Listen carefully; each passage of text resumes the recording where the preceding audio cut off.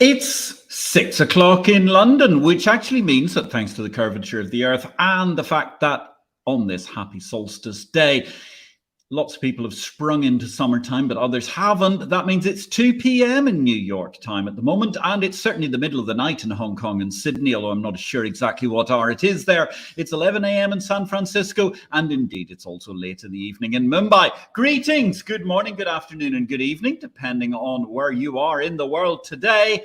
My name is Patrick L. Young, the IPO-VID Livestream. Series 17, episode 3. That means in totality, we are at episode 99 on the cusp of a big figure change starts here.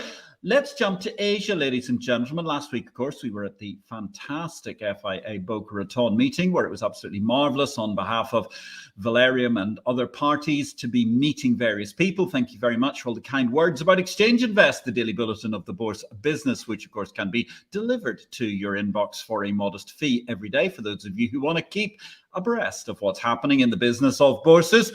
Looking at Hong Kong, however, we're in a fascinating situation. It's a little bit like the run-up to Christmas time. Somewhere under 90 more sleeps and, well, it's not going to be Santa Claus coming down the chimney, but rather it's going to be the opportunity to have vast numbers of investors taking their hard-earned renminbi and buying stocks at the Hong Kong end of the Connect system, and vice versa. The opening of actually a full-on token counter where you'll be able to change your Hong Kong dollars into RMB in order to invest in a two-way market. We can barely wait, ladies and gentlemen. And as I say, there's only somewhere around, I think, 87 sleeps to go before we see Stock Connect being propelled into being not merely a gateway, but an incredible two-way capital portal between the world and China via the Special Administrative Region of Hong Kong's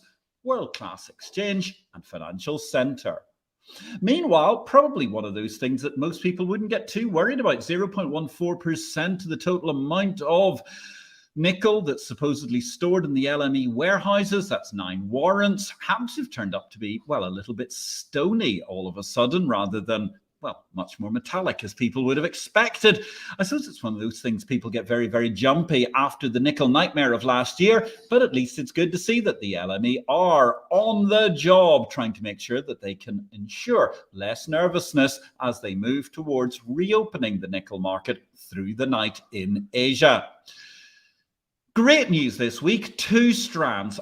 A personal piece of news, which is absolutely fantastic. That person is Luc Bertrand.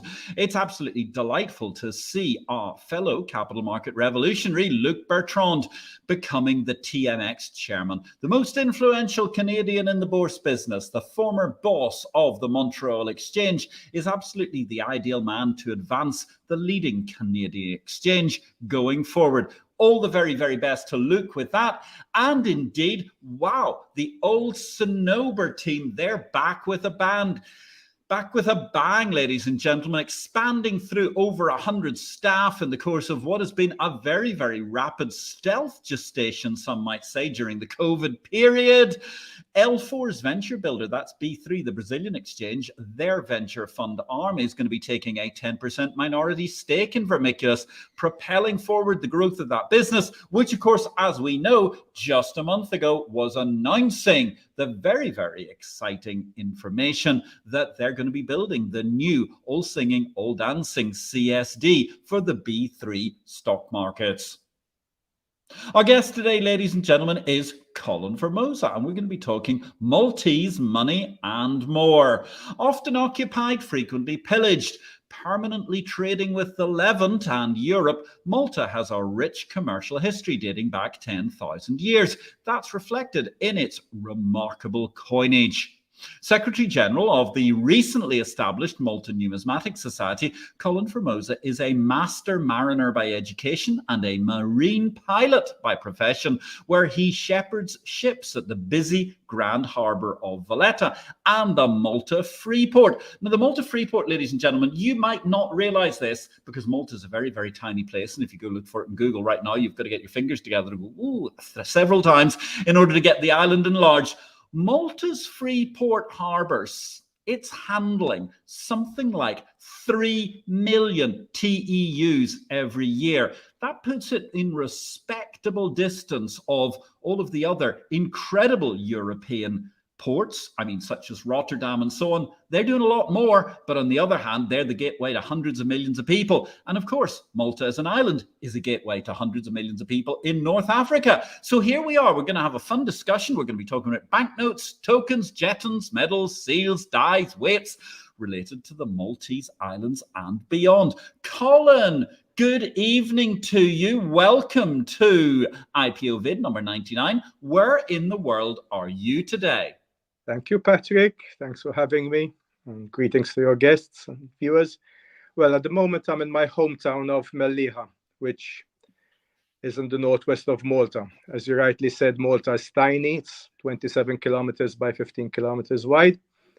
And basically, we're overpopulated and we have no natural resources. But on the other hand, we've got two brilliant things going right for us. And one is geography, and the other is history.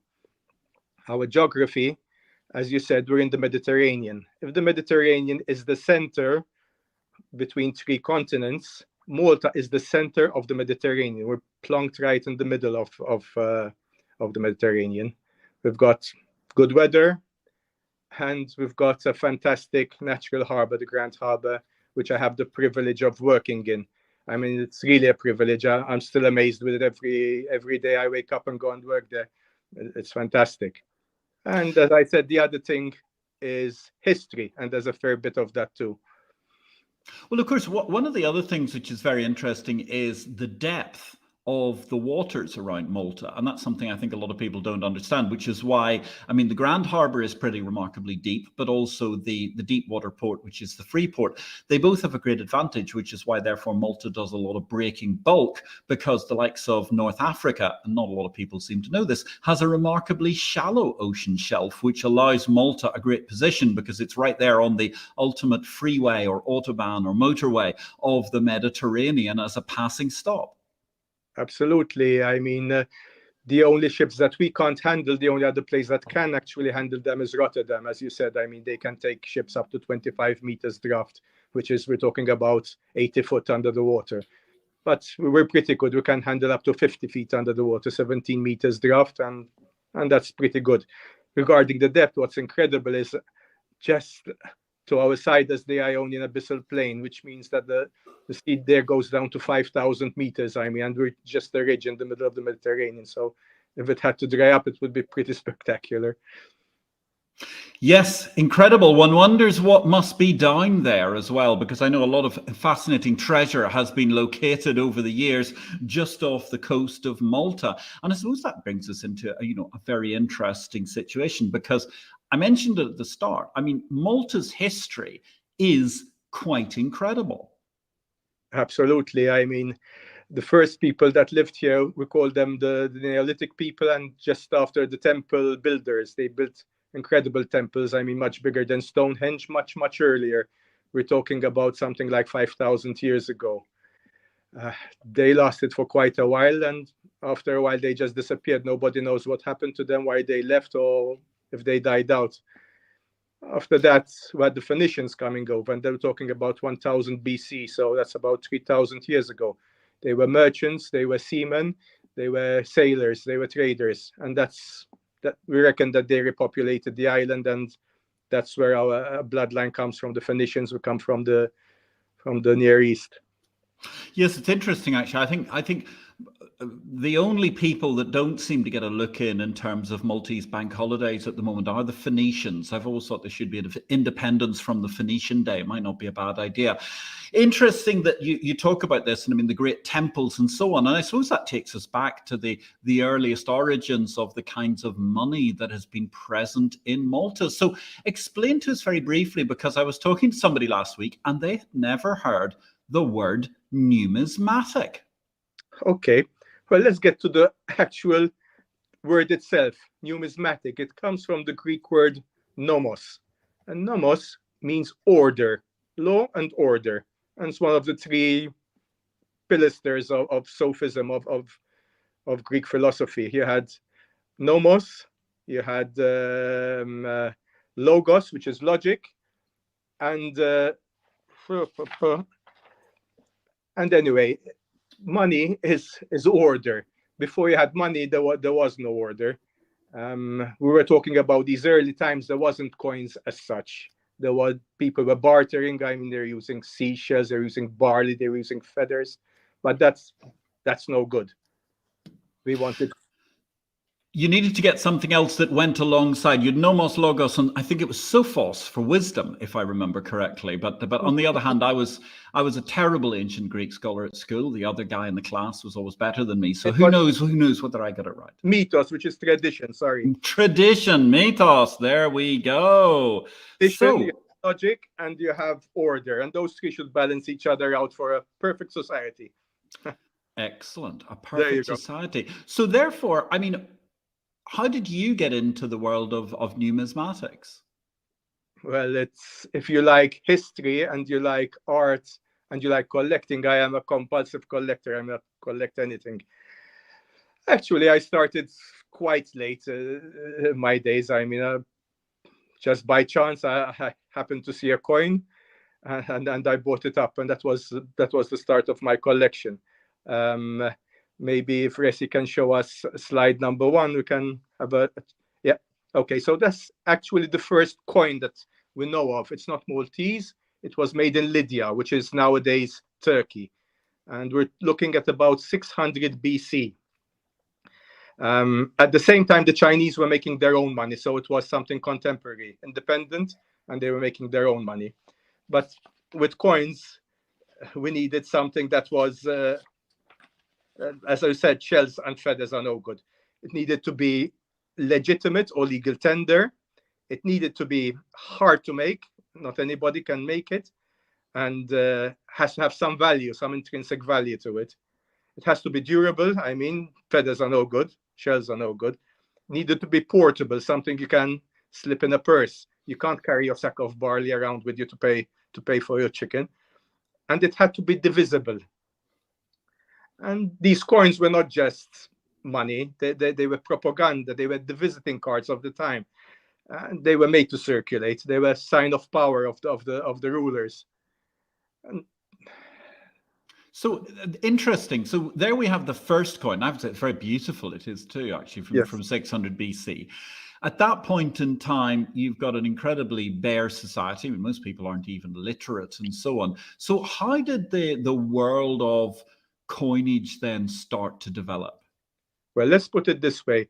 It started, as we said, in 600 BC. But for the next 2,000 years, the system of making coins remained exactly the same. And that was carving out a die and whacking a disc of metal with a hammer, hammered coins. Up till 1500, they were made basically the same. So there was absolutely no change in the systems of making them.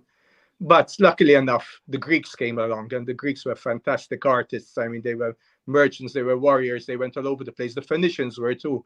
And then we get to Romans. And so we reached the Romans, and I mean, at that point in time, how were people denominating the coins? Was it by size, or was it by the quality of metal? How did that evolve?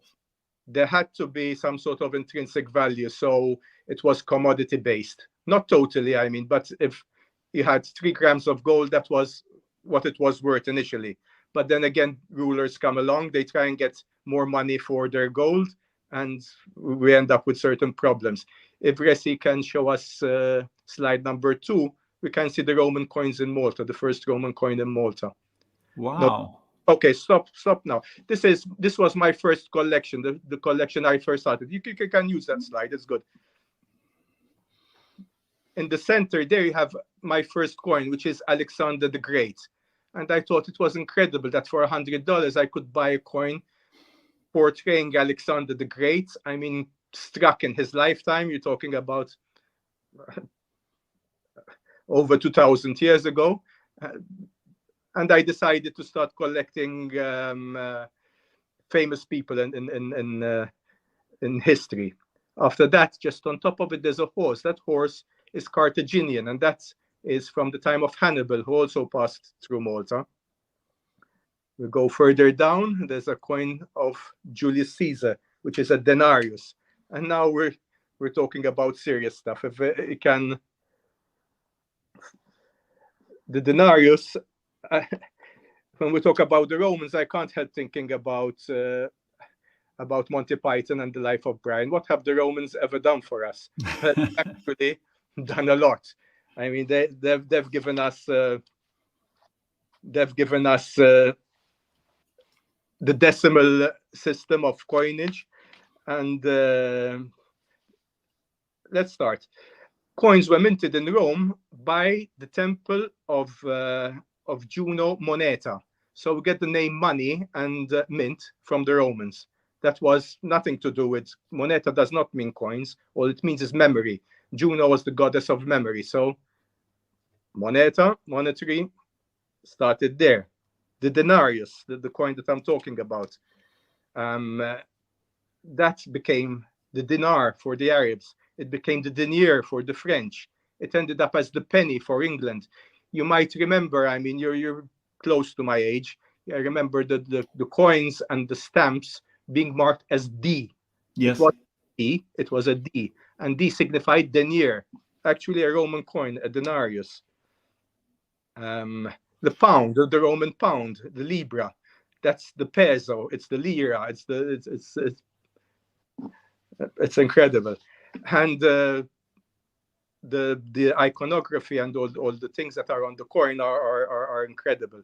I mean, we're talking about the coin of Julius Caesar. On it, you've got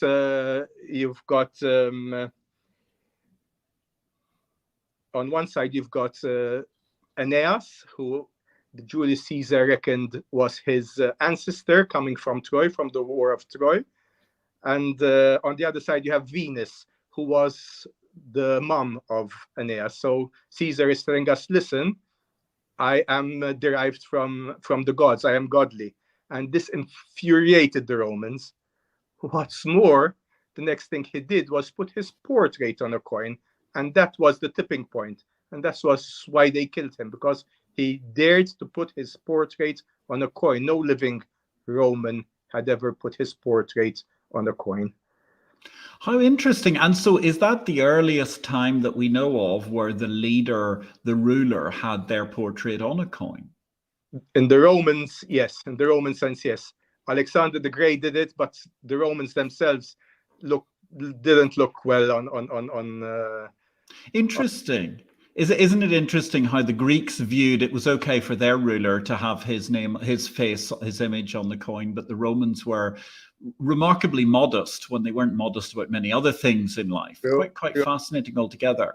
And so, I mean, we can see here, as you say, some of the precepts of coinage are there, the amount of precious metal or metal that's in a coin, the overall precept of how they're all designed differently.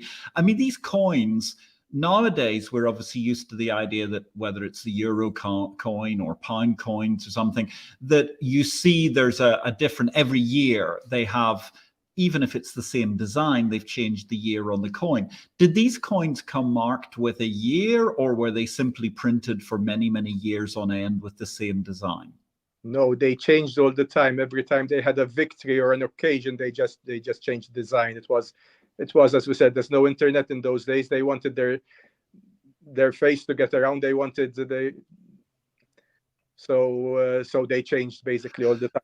Just for fun, denarius was worth in those days about 10 English pounds. So today the spending power would be 10 English pounds for that denarius coin. Wow, that's quite a lot. That's quite a lot of spending power. You'd have had a field day if you were in, I don't know, the Dollar General store in Miami or something these days. You could buy lots with it. So it's very interesting. So many of these design precepts. But if you think about it, I mean, when you're looking at these sorts of things, okay, you say you went and bought your coin, which looks magnificent, by the way, with Alexander the Great. That was your first coin. Weren't you worried that that coin could be somehow or other a fraud or a facsimile of what was actually the original coin?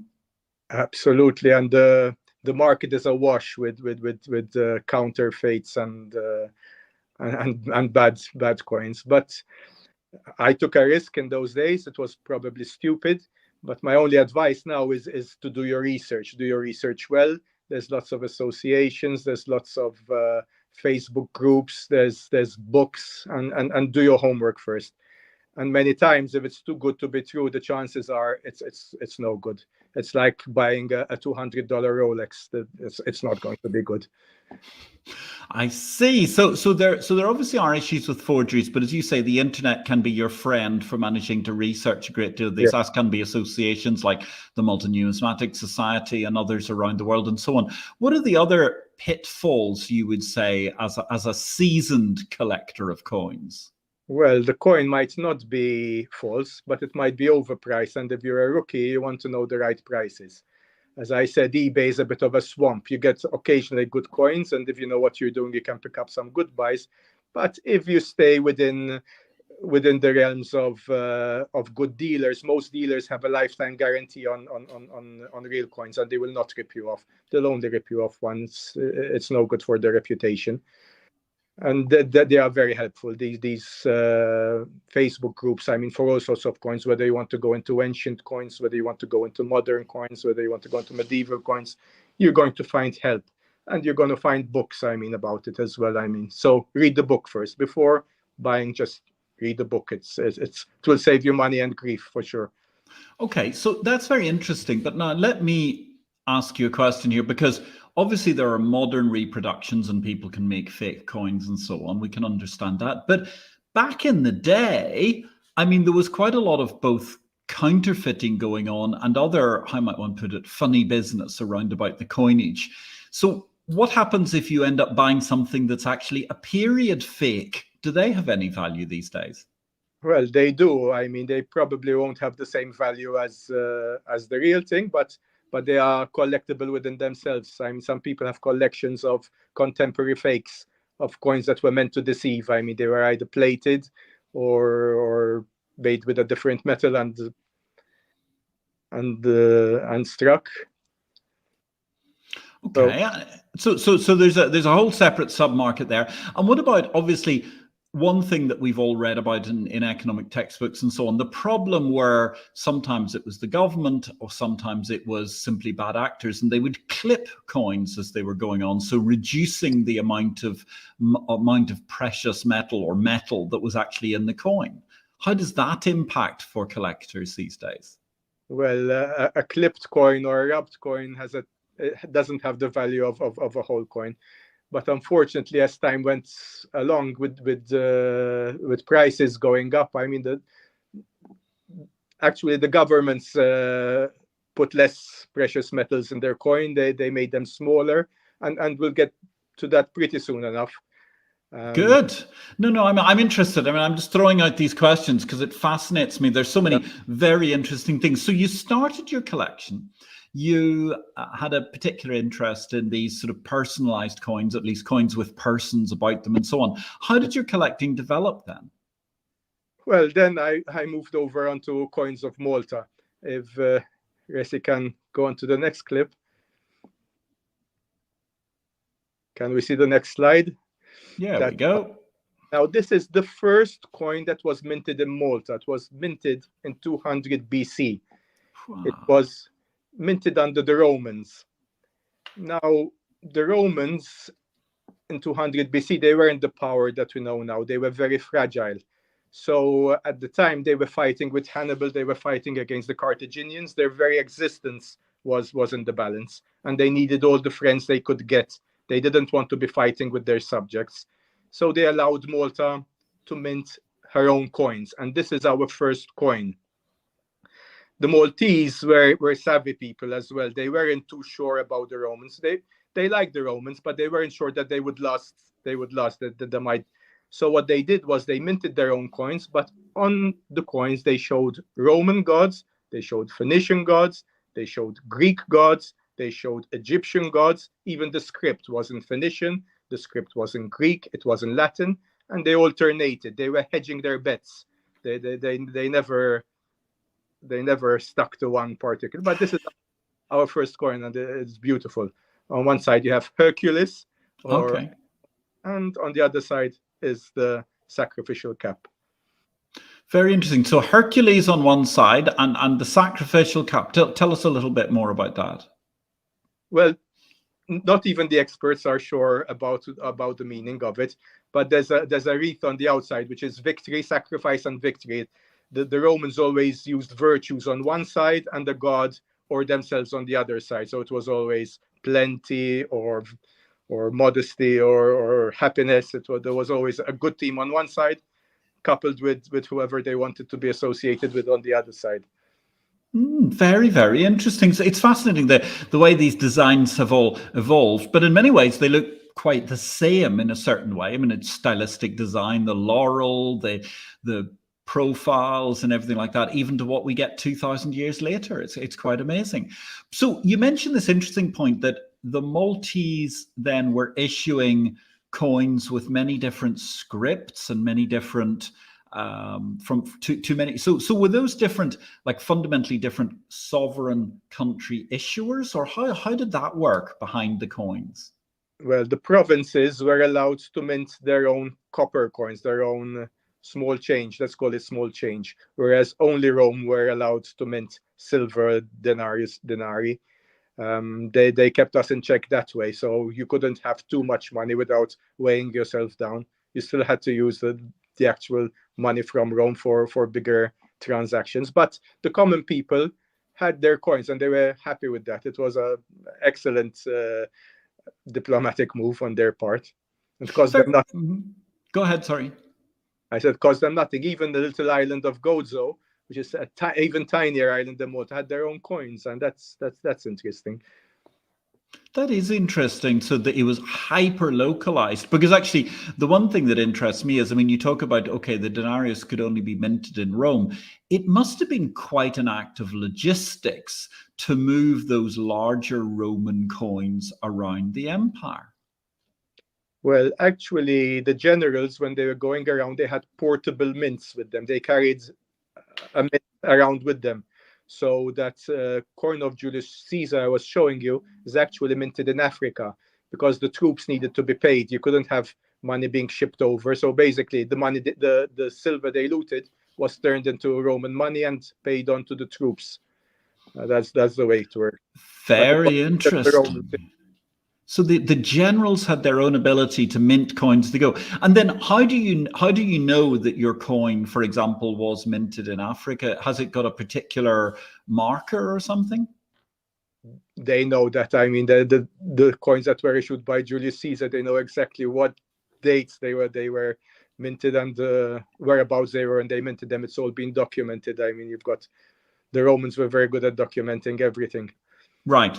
True. Certainly. That was one great advantage to their empire, was the quality of their documentation. And thank you very much. Good evening, Marcus Ward. It's lovely to see you. Good evening all, says Marcus. Great to see you here. We're having a fabulous conversation about Malta, numismatics, money and more with the General Secretary of the Malta Numismatic Society, Colin Formosa. So Colin, I mean, you said you began developing, and did you find that really Maltese coins became the epicenter of your collection, or how did things develop? It worked that way, yes. Without wanting, you gravitate towards your roots, and I like to follow the history of the country through these coins. I mean, and you can see the next slide that we can go one step further along. Okay. Now we're in the Arab times. The Arabs came here.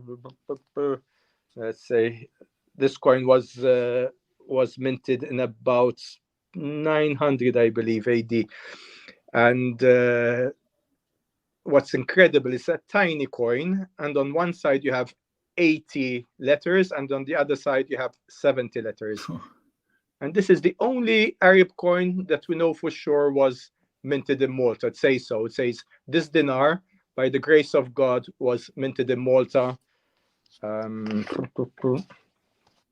the year 1080. In the year 1080, it was minted. Wow. And what's interesting also is the Arabs never put the value of the coin on the coin itself. They saw it in bad taste to mention their ruler and God at the same time, mentioning the value of the money. Although they call it a dinar, it is not actually a dinar. It is a quarter of a dinar. But a dinar is just a coin for them. So they wouldn't say the value. The value is in the weight. The weight of the gold is its value. You wouldn't put the value of a coin in the same sentence as God. They wouldn't accept that. Wow. So this coin, I mean, it's a beautiful coin, really, really incredible and quite amazing. I mean, something that if you think about it in UK history, so this was minted only 14 years after the Battle of Hastings in 1066, which, as we know, is this epicentral moment in the history of certainly England and the United Kingdom. Has this coin, the edges here, has that been clipped, or is that likely it just basically wore down over the course of the millennia? No, the thing is, I mean, once it's struck, it's hit with a hammer. It's not a mechanical process. It's actually in pretty good shape. They're very happy with they could decipher all the letters around it. It's for a coin that's 1,000 years old. I mean, it's brilliant. It looks incredible to me. That's why I'm just curious as to whether it had over time it was just the age of the coin that had slightly taken the top edge off it, or whether that was actually to do with the way that it had been formed in the first place. That's it. It's how it's formed in the first place, how the disc was made, how it was struck. But as things go, it's pretty good. Oh, it's incredible. It's absolutely amazing. So that's us into the Arab period in Malta. And therefore, of course, I mean, one of the things about Malta is it has had many influences over time. And obviously that continued through the history of the coinage. So how did things develop, or how did your collection develop? Well, that coin does not belong to me. That's presently housed at the central bank. That's beyond my reach. But if we go on to the next slide, I can show you the next period after the Arabs. Okay, on top left, you've got Count Roger, who was Norman. You were mentioning the Battle of Hastings. Mm-hmm. At the time that your Normans were beating the Saxons, our Normans were attacking the Arabs. But although they invaded Malta and they defeated the Arabs, they left the Arabs in charge. The Arabs were very good administrators. They were excellent at collecting taxes. So basically, they just freed the Christian slaves and left the Arabs to continue monitoring and ruling the place.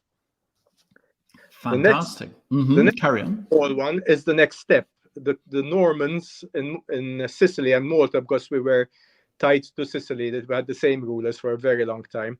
The Swabians came along, and they were Germans, and they married into the Norman dynasty. When the Normans died out, the Constance, which was the daughter, married a German king and the emperor, and the Swabians came, and the Swabians set up their empire in Palermo. They set their empire up in Sicily, and it was an incredible thing.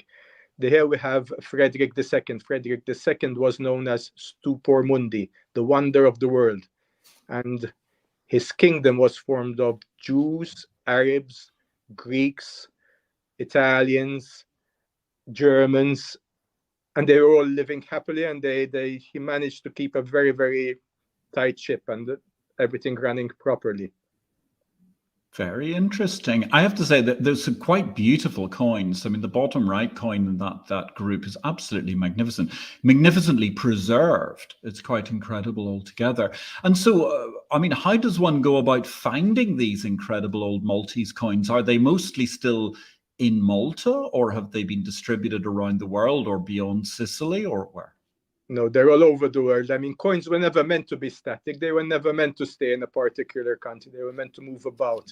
That was the whole point of a coin, is going out of the country. And since, as we said, I mean, they have intrinsic value. They are commodity based. They could be used anywhere, even though we said that they have to have legal tender. So they were obviously collectible, and therefore, I mean, as a matter of interest, maybe this outside, I mean, lots and lots of seafaring movement took place around Malta. There have been lots of instances of shipwrecks, good grief, going back all the way to, I think, St. Paul's, the earliest I can think of that's been well chronicled, but there were obviously shipwrecks before. Has there been a lot of coinage that ended up being either washed ashore in Malta or just being buried at the bottom of those deep trenches? It does happen. I'm sure there's loads of coins in wrecks and stuff. Funnily enough, we found Maltese coins in the Caribbean in a wreck there. I think it was in St. Martin's. At one point, the Knights of Malta had bought some islands there, so that must be the way they got there, but it's quite interesting. That's incredible. That's incredible altogether, because of course the Knights of Malta ultimately, who were the Knights Hospitalier, who were pretty much the medical leaders in the field at that point in time. Nowadays they'd be into, I don't know, biosensor imaging and things like that, but they really were quite incredible with the medical skills that they had, and they ended up on the island of Malta. So, I mean, coinage as it advances, or maybe I'm jumping you forward here, how did things go by the time you go through history to reach the period of the Knights? Okay, we can take one step back and see the past picture again. We had the Normans, we had the Germans, which were the Swabians. After them, I said that Frederick had an amazing empire, and that he was okay with Arabs, he was okay with Jews. But as you can imagine, that did not go down well with the Pope. And the Pope hated that. So he tried to destroy them, and eventually he did. And being a French Pope, he moved in the son of the King of France to be the next King of Sicily. And that was Anjou. And everybody hated them, basically. They didn't last very long. And they were taken over then by the Aragonese. The Aragonese are Spanish. I mean, they're Barcelona, Valencia, those areas. And funnily enough, the major battle between Anjou and Aragon took place in our Grand Harbour, and there the fleet of Anjou was destroyed. So that's a piece of Middle Age history, which is fun as well. It's a fun thing. Maybe there's some coins down there. Who knows? Yeah, I mean, I'd imagine all round there's probably a few coins here and there that somehow or other managed to find their way offshore for Malta. So, I mean, the narrative continues. You've got this incredibly rich history happening all round. There's the multiple people who managed to run the country, etc. And so then does that bring us now to really the era of the Knights after the Pope has become ascendant? Mm-hmm. Yeah, that's the main period of history. We can go on to the next slide. We can see some coins of the Knights of Malta. Okay, with the Knights of Malta, we're lucky because they were here for something like 260 years. And since they were elected the same way a pope is elected rather than a king by birthright, they were mostly elected while they were very old. So in 270 years, we had 28 grandmasters, and each grandmaster wanted his own coinage. So we have a huge array of coins. What you can see here, 5 coins of the same denomination, using them on one side on the obverse and on the other side on the reverse. And we're starting from 1500s and working our way to the end of the 1700s, almost 1800s. So you can see the same face value of coin, how smaller it's getting. From something like 12 grams, it ended up being 3 grams. And you might ask, what's this got to do with the price of eggs? Well, eggs was a basic commodity in those days. And to start off with the bigger coin, you could buy 12 dozen eggs. By the time you got to the smaller coin, which was 200 years later, you could hardly buy 3 dozen eggs. It wasn't that the price of eggs had gone up. It's the value of the money that had gone down and the amount of silver there. Gosh, that's quite incredible. It's a huge dilution in silver over time. So, and where, I mean, as a matter of interest, where was the silver coming from for these coins? Was it a multiple of places? I imagine so. Greece had big silver mines, and a lot of it was also looted. I mean, at the end of the day, we were corsairs, we were pirates, so they were raiding Muslim ships and stealing all the silver they could get from there. By that time, also, we had the New World. I mean, the New World was discovered. There was masses of silver coming in through the Spanish and Portuguese from South America and from Central America. And that's where probably the bulk of the silver came from. Yes. I mean, a lot of it, particularly the Spanish Empire, which was incredibly rich as a result of the silver that had come from what they found in the South American parts of the empire. It's quite incredible altogether. So, I mean, you mentioned that, and obviously, therefore, you've hit on this thing, which is trendy once again, and we all wish it wasn't, inflation.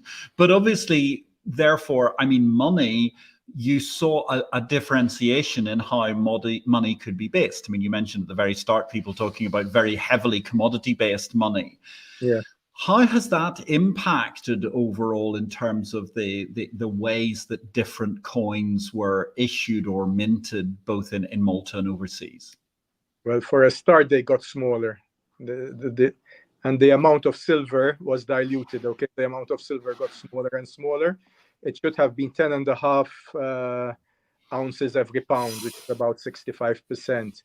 But basically, towards the end, it was a fraction of that, which impacted both on the quality and on the intrinsic value. So instead of having a commodity-based coin, now we're looking into fiat-based coins, and we can go ahead 2 steps on the slides. I'll talk a bit about that. Great, go for it, please. Okay, that's the okay. Now at this point, we've just had the Great Siege of Malta in 1565. Basically, it's been razed to the ground, but it hasn't been defeated. And the Grand Master of that time, our hero, the hero of Malta, Valette, wanted to start building up again and building a city, but he had no cash to do it. He had a lot of promises. The Pope would send money. The King of Spain would have sent money. Queen Elizabeth was going to send money, but it didn't arrive yet. So he started minting promissory coins, or fiduciary coins, as we call them. And there's 2 hands shaking each other, you see there. And the script says AS non fides non AS, which means faith, not copper, because they're worthless coins, they're copper, but exchanged later on for silver. Very interesting. So did people, so these went into being traded with the idea that ultimately you could turn that into silver at a later date. Is that right? Yes. You can call them bonds, you can call them promissory notes. We weren't inventing the wheel. The Romans were doing it, and the masters of it were the Chinese, who were actually already printing money for over 500 years. And that's incredible. I mean, they were that perfected printing money by the time Marco Polo visited China, and he was amazed, I mean, by what was happening there. So when you're talking about printed money, I mean, you're actually talking about not just coins, but actually paper notes, yeah? Correct. They had proper paper made with the bark of mulberry trees, and it wasn't just paper. Kubla Khan, who perfected the system, didn't just print money. He backed it with silk and with precious metals. So it was backed by. But if you like, I have a little excerpt I'd like to read for you about Marco Polo visiting China. And he says, with these pieces of paper made as I have described, Kubla Khan causes all payments on his own account to be made, and he makes them to pass current universally all over his kingdoms and provinces and territories, and whichsoever his power and sovereignty extends. And nobody, however important he may think himself, dares to refuse them on pain of death. And indeed, everybody takes them readily, for wheresoever a person may go through the great Khan's dominions, he shall find these pieces of paper current, and shall be able to transact all sales and all purchases of goods by means of them, just as well as if they were coins of pure gold. And that's interesting. It's very interesting. I mean, listening to, you can read and hear the wide-eyed wonderment of Marco Polo there, can't you? At this incredible new derivation. It's like suddenly meeting the credit card for the first time when you spent all of your lifetime dealing with money, with coins and notes. True. Interesting enough, the Mongol dynasty was the Yuan dynasty, which is the name of the RMB now. So yes, that's an interesting point. I hadn't thought about that. So therefore, the one thing I'm curious about here, I mean, we've come through all of this different kind of money, what's going on and so on.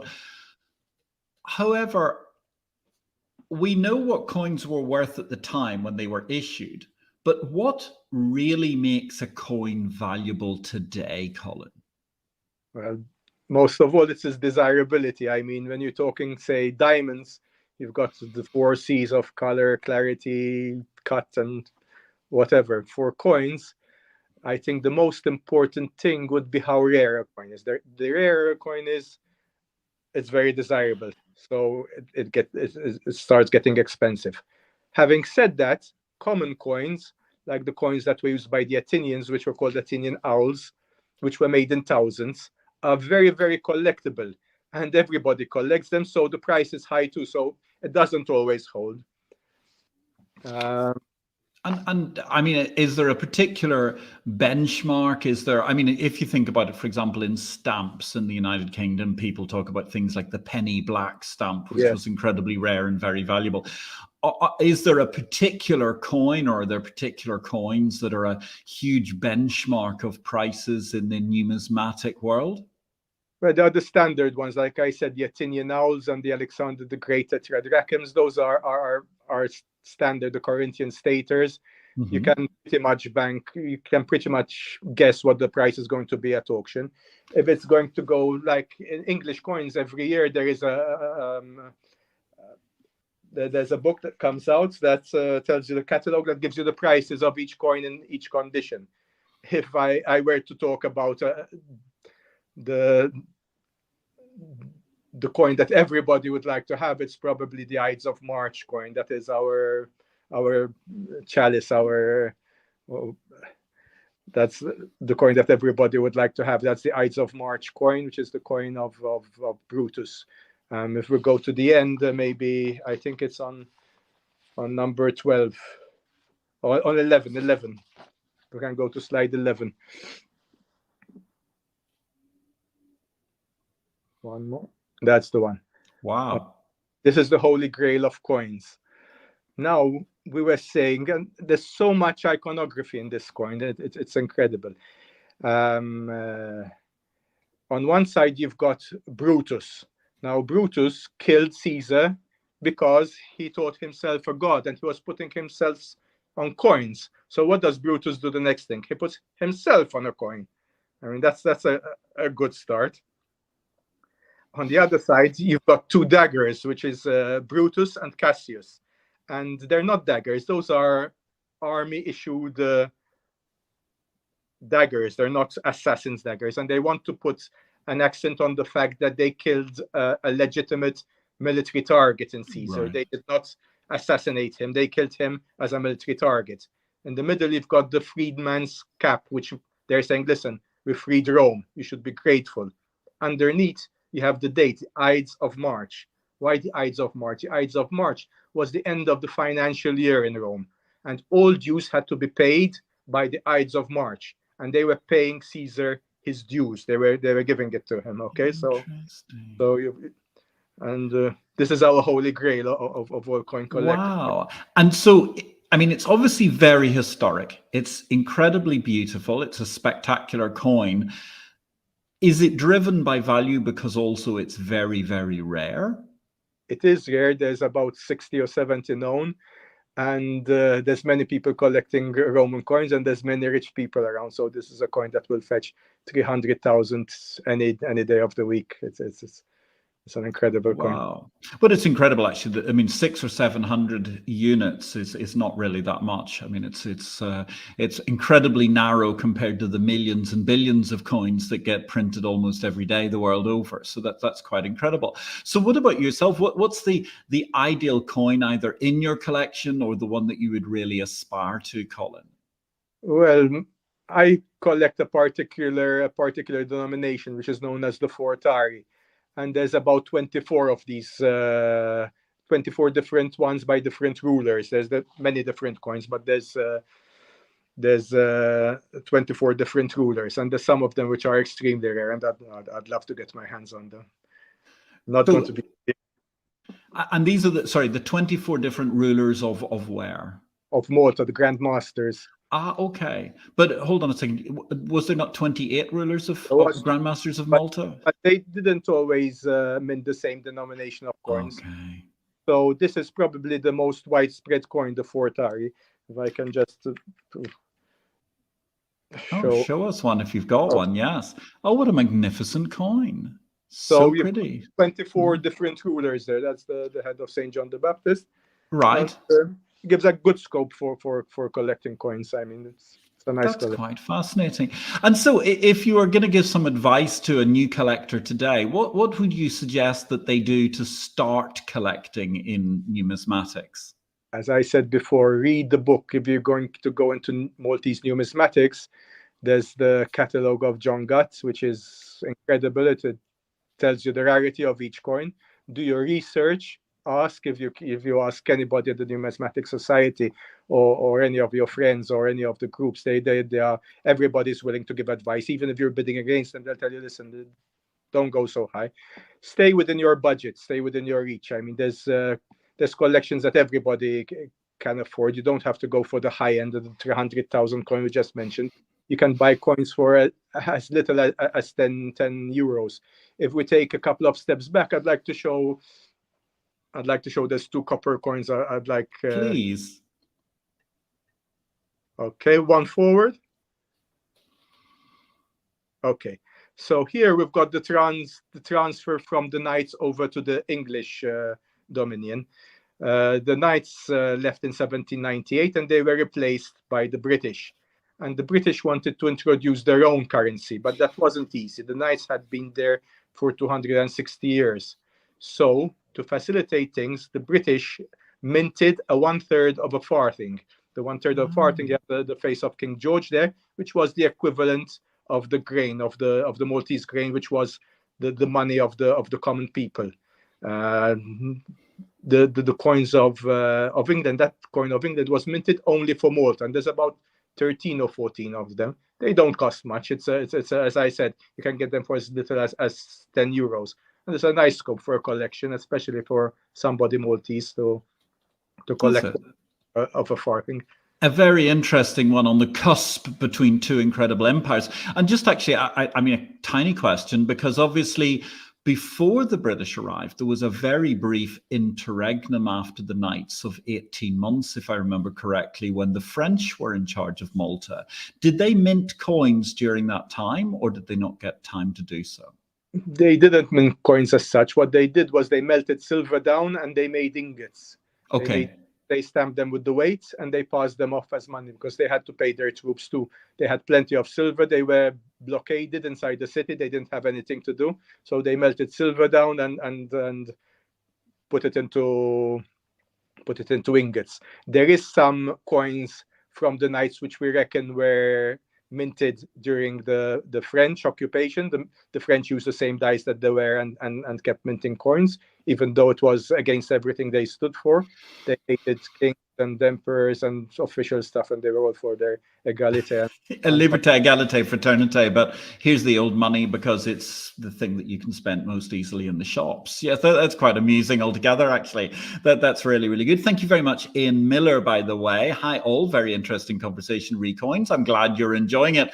And indeed, John Gatt was making a pithy remark on the overall issue of valuation of coins around the world, undoubtedly driven by supply and demand, as is, well, pretty much so many foreign exchange rates to this day. So looking back on this incredible collection, looking at all these sorts of things, we spend a great deal of our time in this show normally talking about things which are much more digital. And that's why it's been a joy to have you today on this show, to be able to discuss, Colin, the whole idea of numismatics with a particularly interesting center point of Malta, which after all has got such a rich history.